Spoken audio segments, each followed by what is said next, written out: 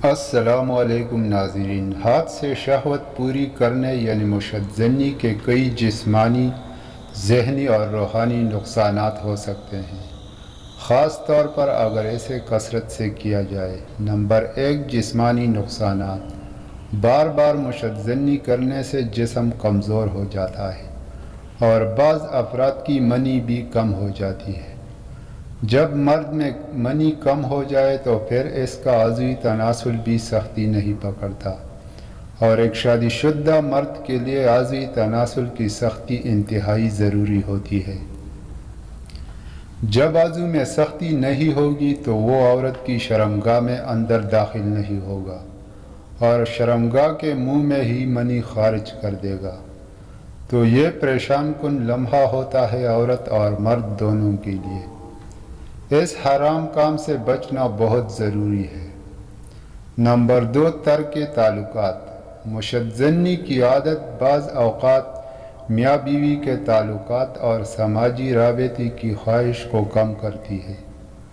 اگر مرد کا عضو زیادہ مشدزنی کرنے سے ڈھیلا ہو جائے اور بیوی کی شرمگاہ میں ہاتھوں کے سہارے اندر کرنا پڑے تو ایسے عضو کو عورت بالکل پسند نہیں کرتی، کیونکہ زیادہ تر عورتیں سخت اور خود سے شرمگاہ میں اندر جانے والے عضوی تناسل کو پسند کرتی ہے۔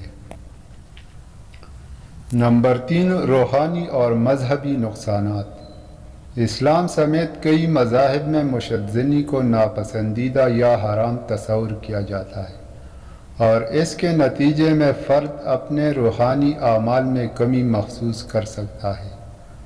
بعض اسلامی تعلیمات کے مطابق مشدزنی کرنے سے دل کی نرمی ختم ہو جاتی ہے اور انسان گناہوں کی طرف زیادہ مائل ہوتا ہے اور اس کے دل میں سختی پیدا ہو جاتی ہے۔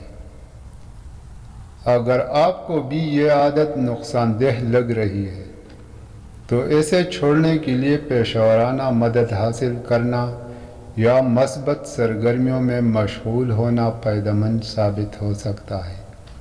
مزید اس طرح کی اچھی ویڈیو دیکھنے کے لیے ہمارے چینل کو سبسکرائب ضرور کریں۔ شکریہ۔